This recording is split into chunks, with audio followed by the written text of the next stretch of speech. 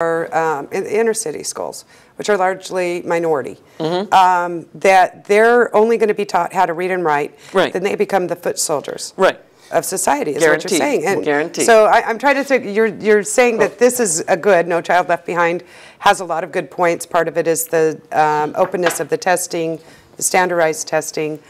But at the same time, I'm like trying to see it from your point as a sociologist. How is producing out large elements of our society that are minorities into these foot soldier roles? I mean, it seems very actually unfair in many ways. I mean, I think it's unfair if we think that some kids are being denied opportunities. I think No Child Left Behind says we're going to make transparent the fact that the school system is failing huge numbers of minority and poor kids. And we're going to force those school districts to put resources to teach those kids better. And if that means reading and writing, and if the other kids don't get art, too bad. This is a political choice that society is making to shift resources towards poor and minority kids. And now you know that the parents of wealthy kids are real politically organized. The gifted and talented parents in Fairfax County, I mean, if you want to see a politically organized group, you go to any meeting in Fairfax County of the school board where the subject is, are gifted and talented people going to get a lot of resources, and you will find a tidal wave of organized parents.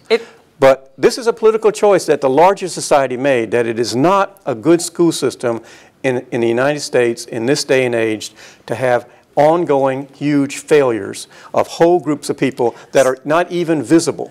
So we need, at least at the very minimum, transparency. Reading and writing at the very minimum, if nothing else. Right. And I tend to agree that the transparency of what's going on is really important to any democracy. Knowledge is what we need in order to have a democracy. What I see is that those programs that weren't working aren't the only casualties of No Child Left Behind, because some of the programs that were working are also. Because those kids come in... When you say those programs, which programs specifically? Well, let's say that students are being taught a certain way of doing arithmetic, and it's failed year after year. And we've moved them into a new thing, and that's a good thing. We've lost something that cost a lot of money and didn't produce any results. Now, does that go into accountability? Because that is another one of the arguments for No Child Left Behind, is the accountability that this now offers. But it's those things that I saw from the ground as a teacher in the inner city that we lost that were actually helping, such as more social workers, more healthcare workers. Those things that were helping the societal ills, the symptoms of poverty that were creating the problems with the reading and writing, are also casualties of No Child Left Behind, because the money has to go into testing and producing good test scores. And so the casualties are all the programs that aren't working, but also those programs that were working. Those programs that help kids from slipping through the cracks. My own school district lost its school nurses. My own school district lost social workers. My own school district lost guidance counselors, SAT prep. For the last 3 years, I spent sitting at a Xerox machine copying textbooks because our kids didn't have textbooks. But I mean, don't you think I mean, you can't sort of blame all that on No Child Left Behind.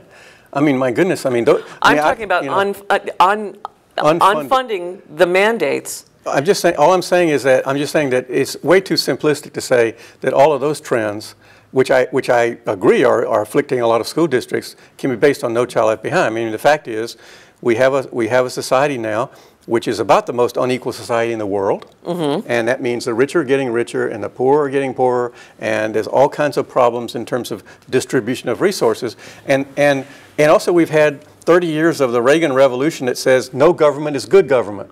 let's have a tinier government. Yeah. Well, which means all those kinds of services are being denied in the public sphere, and it goes into private schools and into wealthy gated communities and stuff. There was an art administrator that we interviewed. We ended up not using part of the clip for other reasons, but she had said that, well, art teachers keep saying that they're cutting out the art because of the No Child Left Behind, but I don't know if it's because of that, and I'm not going to repeat it because I don't want to be a parent for them, because it could just as easily be that there just is no funding anymore for our education.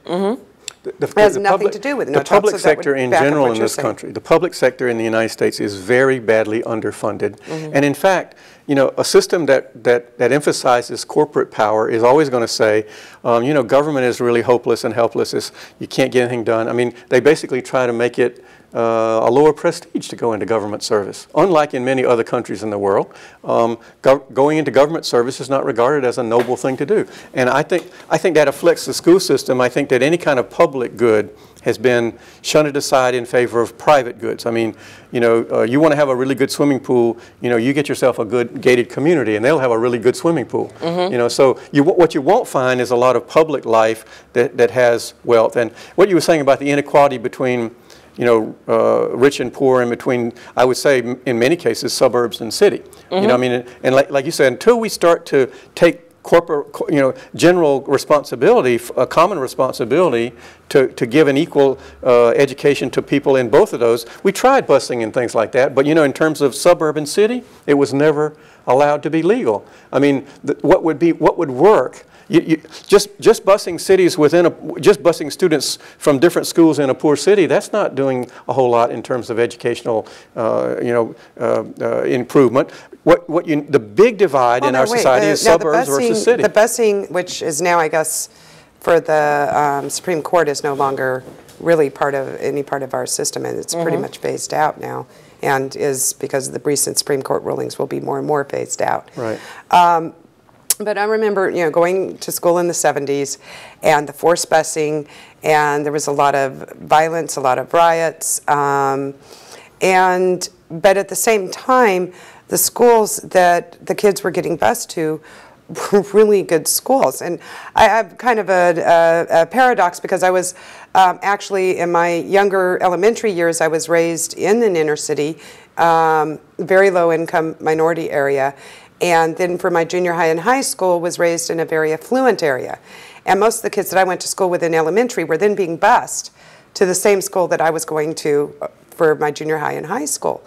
And most of them, the hour, 2 hour driving back and forth with the busing was nothing that they appreciated, but they saw the difference in the schools and the fact that they could take band, that they could take art, that they could take different languages, that they could take computer science back during a time when computers were just being really discovered, that it was like, there's computers, what are those? You know, it's glorified calculators, what we look at now.